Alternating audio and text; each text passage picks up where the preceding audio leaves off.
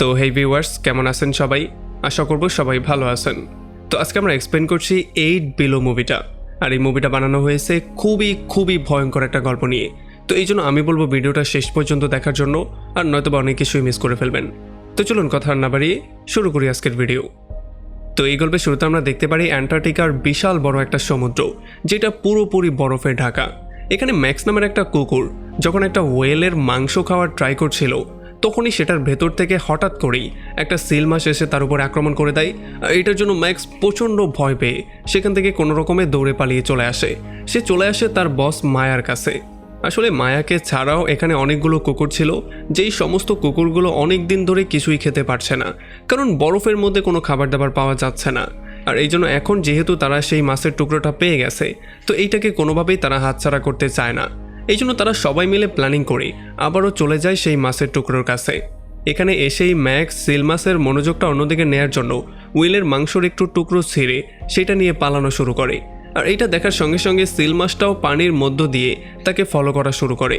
আর এই সুযোগটা পাওয়ার সঙ্গে সঙ্গেই মায়া তার সমস্ত লোকজন নিয়ে গিয়ে খাবারের উপরে ঝাঁপিয়ে পড়ে, আর তারা ইচ্ছা মতো খাওয়া শুরু করে। তবে অন্যদিকে যখন সেই সিল মাছটা অনেকটা দূরে চলে আসে, তখন সে বুঝতে পারে যে আসলে ম্যাক্স তাকে বোকা বানিয়েছে, তাকে বোকা বানিয়ে খাবারটা ছিনিয়ে নেওয়া হচ্ছে।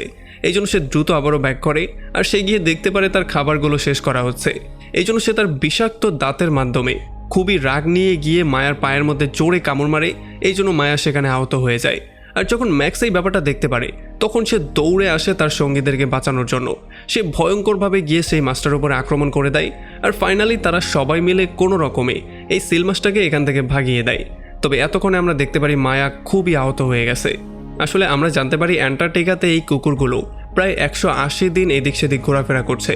আসলে তারা একটা রিসার্চ টিমের সাথে এখানে এসেছিল। তবে একটা সময় হুট করেই রিসার্চ টিম তাদেরকে এখানে মরার জন্য রেখে দিয়ে চলে গিয়েছিল।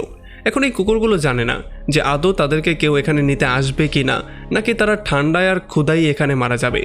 আসলে আজকে থেকে 6 মাস আগে এই প্রত্যেকটা কুকুরের মালিক, যার নাম ছিল জেরি, সে তাদেরকে অ্যান্টার্কটিকাতে নিয়ে এসেছিল। কারণ আজ পর্যন্ত এই কুকুরগুলো কোনো রিসার্চারের জীবন যেতে দেয়নি। আর এর কয়েকদিন পরে একটা প্লেন দিয়ে ন্যাশনাল সায়েন্স ফাউন্ডেশন রিসার্চ বেসে ডেভিড নামের একটা লোক চলে আসে। আসলে ডেভিড পুরো দুনিয়া ঘুরে বিভিন্ন জায়গায় রিসার্চ করেছে।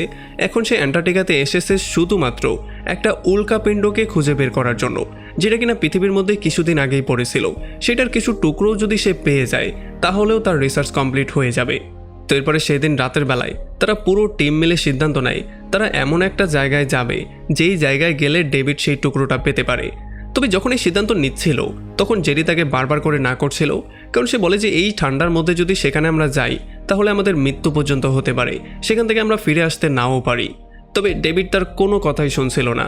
সে চাইছিল না এত দূরে এসে কোনোভাবেই খালি হাতে ব্যাক করতে। আর এই জন্য ফাইনালি বাধ্য হয়ে জেরিকে রাজি হতেই হয়। আর তার কুকুরকে এই দায়িত্ব দেয়া হয় যেই কোনো মূল্যে ডেভিডকে সেই জায়গায় পৌঁছে দেয়ার। তো এরপরে পরদিন সকালবেলা জেরি ঘুম থেকে উঠেই কুকুরগুলোকে রেডি করে ফেলে। আর একটা পর্যায়ে তারা ফুললি রেডি ছিল এই কুকুরগুলো নিয়ে জার্নিতে যাওয়ার জন্য। এখন ডেভিড আর জেরি যখনই জার্নিতে যাবে, তার আগে জেরি ডেভিডকে কুকুরদের সাথে মেলামেশা করা শেখায়, যাতে করে সে কুকুরদেরকে নিজেও অর্ডার দিতে পারে। আর এরপর যখন তারা ফাইনালি এই মিশনের জন্য বেরিয়ে পড়ে, তখন আমরা দেখতে পারি কুকুররা তাদের সর্বোচ্চ দিয়ে ট্রাই করছিল এই বরফগুলোর মধ্য দিয়ে তাদেরকে টেনে নিয়ে যাওয়ার জন্য। তবে একটু সামনে যাওয়ার পরে জেরি কুকুরগুলোকে থামিয়ে দেয়, কারণ সে দেখতে পারে সামনে একটা ঢালু জায়গা। এই জন্য সে ডেভিডকে স্টারিং ধরতে বলে সে নিজে সামনে চলে যায় সমস্ত ব্যাপারটা চেক করার জন্য। আসলে সে চেক করার ট্রাই করছিল যে ঢালু জায়গার মধ্যে কোনো সমুদ্রের অংশ আছে কিনা, মানে যেহেতু চারপাশেই বরফ, পানিগুলো বরফ হয়ে গেছে কিনা সে এটা চেক করছিল।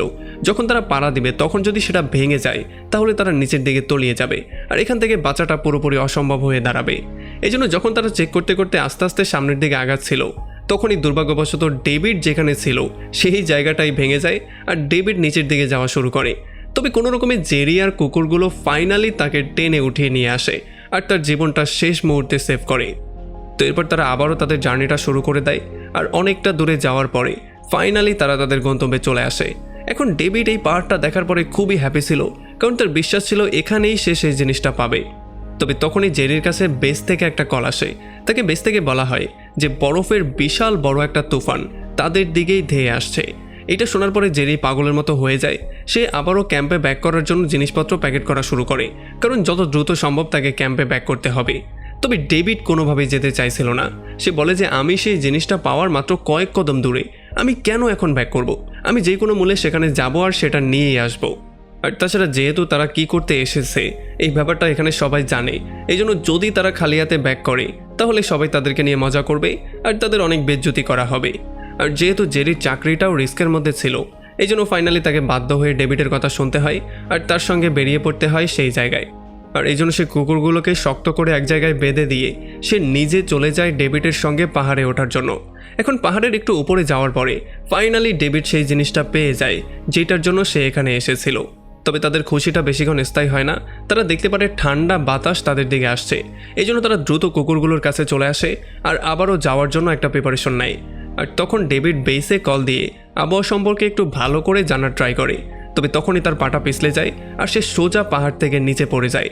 এখন এই নিচে পড়ার জন্য সে অনেকটা ব্যথা তো পায়, সঙ্গে তার পাটাও ভেঙে যায়। আর যখন জেরি এই ব্যাপারটা দেখতে পারে আর সে দৌড়ে তাকে সাহায্য করার জন্য আসার ট্রাই করে, তখন সে দেখতে পারে পাহাড়ের চারপাশে ফাটল ধরেছে আর এখানে গর্ত হয়ে ডেভিড আস্তে আস্তে করে নিচের দিকে তলিয়ে যাচ্ছে।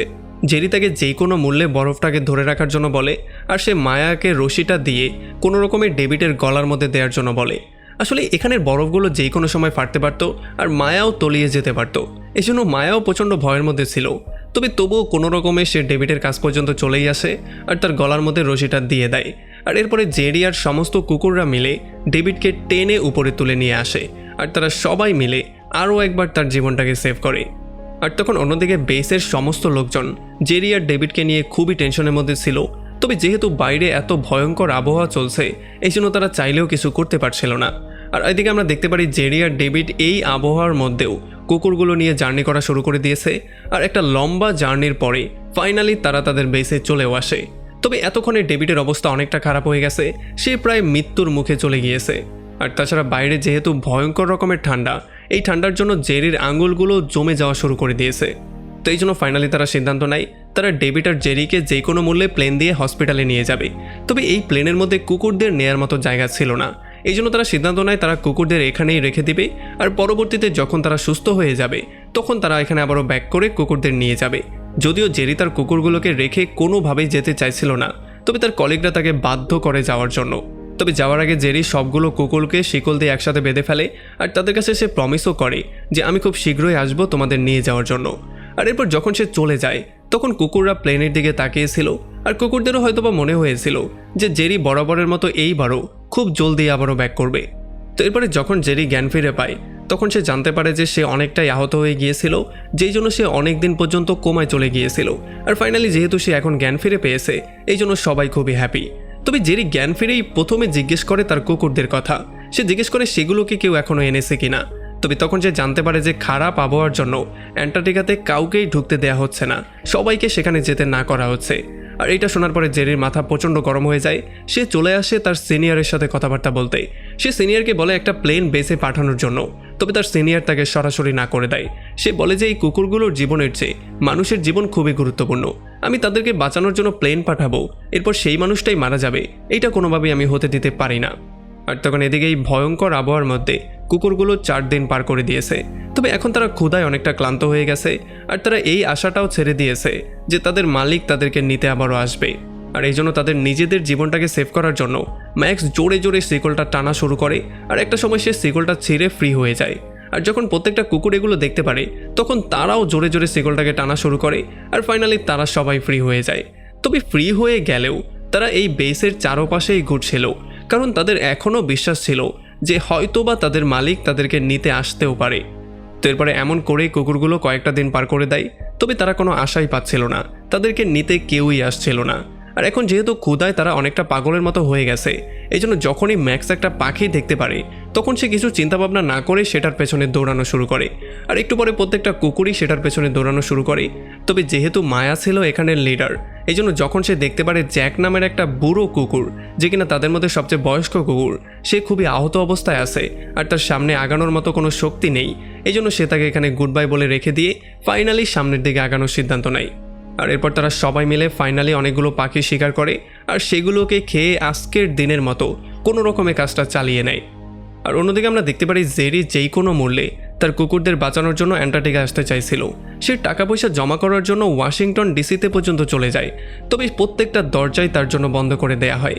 তাকে বারবার করেই বলা হয় যে যখন এই উইন্টার চলে যাবে তখনই মানুষকে অ্যান্টার্কটিকা যাওয়ার পারমিশন দেয়া হবে।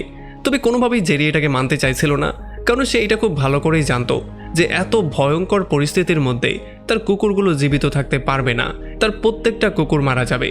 তো এই জন্য সে দ্রুত চলে যায় ডেভিডের সাথে মিট করতে। ডেভিডের পাটা এখন পর্যন্ত ভালো হয়নি, তবে সে একটু সুস্থ হয়েছে।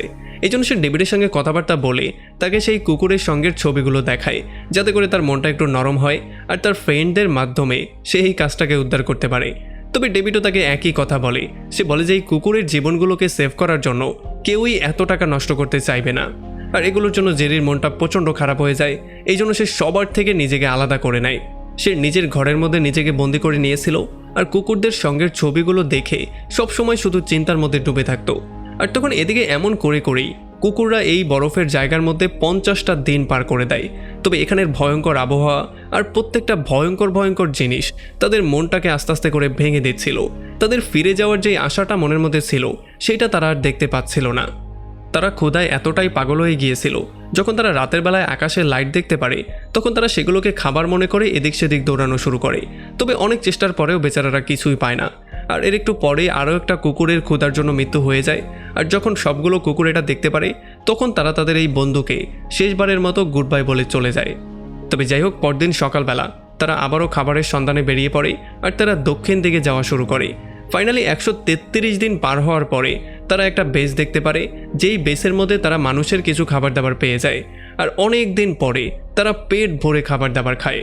এখন এই খাবার দাবার খাওয়ার পরে মায়া বুঝতে পারে যে হয়তোবা আশেপাশে মানুষের আরও একটা বেস আছে আর এখানে মানুষজন থাকলেও থাকতে পারে, যারা কিনা তাদেরকে সেভ করে তাদের মালিক পর্যন্ত পৌঁছে দিতে পারবে। তবে যখন তারা মানুষজন খোঁজার ট্রাই করে তখন তাদের এই আশাটাও মাটি হয়ে যায়, কারণ এখানে কোনো মানুষজন ছিলই না। তবে তারা এই ব্যাপারটা জানতো না যে তাদের মালিকও ঘরের মধ্যে বসে বসে তাদের স্বপ্ন দেখতে দেখতে আস্তে আস্তে করে সমস্ত স্বপ্ন হারিয়ে ফেলছিল। সে সমস্ত আশাও ছেড়ে দিচ্ছিল। আমরা দেখতে পারি জেরি বাচ্চাদেরকে নৌকা চালানোর ট্রেনিং করাতো। তবে এখন সেই ট্রেনিং করাতেও চায় না, কারণ তার মন একেবারেই ভালো নেই। সে কোনোভাবেই কারোর সাথে মিশতে চায় না। আর তখন তার সাথে মিট করতে তার এক্স গার্লফ্রেন্ড কেটি চলে আসে। আসলে কেটি তার সঙ্গে একটা সময় বেঁচে ছিল আর তারা সবাই মিলে খুবই ভালো মজা করেছিল। তবে এখন যখন কেটি তার সঙ্গে কথা বলতে চায় তখন সে কেটির সঙ্গেও কথা বলতে চায় না, কারণ সে সবার উপরে বিরক্ত হয়ে গেছে আর সে কারোর সাথে মিশতেই চায় না, কারণ সবাই তাকে একই পরামর্শ দিচ্ছে সেই কুকুরগুলোর কথা বাদ দিয়ে সামনের দিকে এগিয়ে যেতে। তবে জেরি কোনোভাবেই তার বন্ধুদের কথা বলতে পারছিল না আর তার বন্ধুদেরকে সেখানে ফেলে আসার জন্য সে সবসময় নিজেকেই দোষারোপ করছিল। আর এরপর সে চলে আসে সেই লোকটার সাথে মিট করতে যার থেকে সে এই কুকুরগুলো কিনেছিল। এখানে এসে সে তার কাছে মাপ চায় আর সমস্ত ঘটনাগুলো তাকে বলে। সে বলে যে আমি তাদেরকে বাঁচাতে পারিনি। তবে তখন এই মালিক তাকে বলে যে আসলে তোমার এত দ্রুত হাল ছেড়ে দেওয়া উচিত না। যেমন করে প্রত্যেকটা মুসিবতের সময় সেই কুকুরগুলো তোমার জীবনটাকে সেভ করেছিল, তেমন করে তাদেরকেও তোমার সেভ করতে হবে। তবে হয়তো একটু আগে, হয়তো একটু পরে, কিন্তু আশাহত হলে হবে না। আর এই লোকের এই কথাটা জেরির মনের মধ্যে ঢুকে যায়। এই জন্য সে দ্রুত বাসায় ব্যাক করে তার সমস্ত জিনিসপত্র প্যাকেট করে বেরিয়ে পড়ে অ্যান্টার্কটিকা যাওয়ার জন্য। সে চলে আসে নিউজিল্যান্ডের কোনো একটা জায়গায়, যেখান থেকে একটা শিপ ভাড়া করে সে অ্যান্টার্কটিকার উদ্দেশ্যে বেরিয়ে পড়বে। তবে এখানে সবাই তাকে নিয়ে মজা করা শুরু করে। শিপের মালিকও তাকে বলে যে তুমি পাগল হয়ে গেছো, তোমার কোনোভাবেই অ্যান্টার্কটিকা যাওয়া উচিত না। আর এই সমস্ত কথাবার্তাগুলো শোনার পরে তার মনটা ভেঙে চুরমার হয়ে যায়। সে কোনোভাবেই কিছু করতে পারছিল না। তবে তখনই জেরি এখানে কেটিকে দেখতে পারে আর একটু পরে এখানে ডেভিডও চলে আসে আর সে বাকি টিম মেম্বারদেরকেও দেখতে পারে। মানে আমরা বুঝতে পারি ফাইনালি তারা সবাই মিলে জেরিকে সাহায্য করার জন্য এই মিশনে জয়েন করেছে। আসলে আমরা জানতে পারি ডেভিডের ছেলে একটা পেন্টিং করেছিল, যেই পেন্টিংয়ের মধ্যে কুকুরগুলো তার বাবার জীবন খুবই সাহস নিয়ে সেভ করেছিল। আর এই ব্যাপারগুলো দেখার পরে ডেভিডের মনটা নরম হয়ে যায় আর সে যেই কোনো মূল্যে অনেক কষ্টে টাকাগুলো ম্যানেজ করে। তো এরপরে ফাইনালি তারা একটা জাহাজ ভাড়া করে বেরিয়ে পড়ে অ্যান্টার্কটিকার দিকে। তবে একটু সামনে যাওয়ার পরে তারা পড়ে আরও এক মুসিবতে। তারা দেখতে পারে এখানে যেই বরফগুলো জমেছে সেগুলো এতটাই মোটা হয়ে জমেছে যে এগুলোকে ছিঁড়ে ভেতরের দিকে যাওয়া অসম্ভব। আর তখন তারা ম্যাপটাকে খুব ভালো করে চেক করে তারা বুঝতে পারে যে তারা এখন যেই জায়গায় আছে এখান থেকে তাদের পুরনো বেসটা কয়েক কিলোমিটার দূরে। এই জন্য তারা ইতালিয়ান একটা বেস থেকে কিছু ট্রাক চেয়ে আনে আর সেই ট্রাকগুলোর মাধ্যমে তারা সেই বেসের দিকে যাওয়া শুরু করে। আর তখন এদিকে আমরা দেখতে পারি সেই কুকুরগুলো এই ভয়ঙ্কর জায়গায় 175 দিন কমপ্লিট করেছে। তবে এখন পুরো টিম খুবই ক্লান্ত অবস্থায় ছিল, তাদের মধ্যে হাঁটা চলা করার শক্তি পর্যন্ত ছিল না। এই জন্য প্রত্যেকটা কুকুরই এখানে শুয়ে পড়ে আর তাদের শেষ নিঃশ্বাসটা নেওয়ার জন্য অপেক্ষা করে। এদিকে কয়েকটা দিন ট্রাক দিয়ে জার্নি করার পরে ফাইনালি তারা সেই বেস পর্যন্ত চলে আসে। তবে এখানে এসে তারা একটা কুকুরকেও পায় না। আর যখন জেরি রশিগুলোকে চেক করে তখন সে দেখতে পারে রশিগুলো ছেঁড়া, যার মানে কুকুরগুলো এখান থেকে পালিয়ে চলে গেছে। তবে তখনই তারা অনেক দূর থেকে কুকুরের শব্দ শুনতে পারে। আসলে ম্যাক্স আর তার সঙ্গীরা তাদেরকে দেখে ফেলেছে, এই জন্য তারা ঘেউ ঘেউ করা শুরু করে দিয়েছে। এখানে এখনও কয়েকটা কুকুর ছিল যারা কিনা এত প্রতিকূল আবহাওয়া মোকাবেলা করেও নিজেদেরকে জীবিত রাখতে পেরেছে। আর এই জন্য ফাইনালি জেরি আর কুকুরগুলো একে অন্যের দিকে দৌড়ানো শুরু করে আর খুব শীঘ্রই তারা একে অন্যকে জড়িয়েও ধরে। আর একটু পরে তারা আহত মায়াকেও পেয়ে যায় আর তাকে কোলে করে নিয়ে ফাইনালি 180 দিন পরে জেরি তার কুকুরগুলোকে নিয়ে বাসার দিকে ব্যাক করতে যাচ্ছিল। আর ফাইনালি জেরির ভালোবাসা আর কুকুরদের সাহসিকতার জন্য এত প্রতিকূল আবহাওয়ার মধ্যে থেকেও তারা নিজেদেরকে সেভ করে নিয়েছে আর এখন তারা ফাইনালি বাসায়ও ব্যাক করছে। আর এমন একটা ইমোশনাল পয়েন্টে এই পুরো মুভিটা এখানে শেষ হয়ে যায়।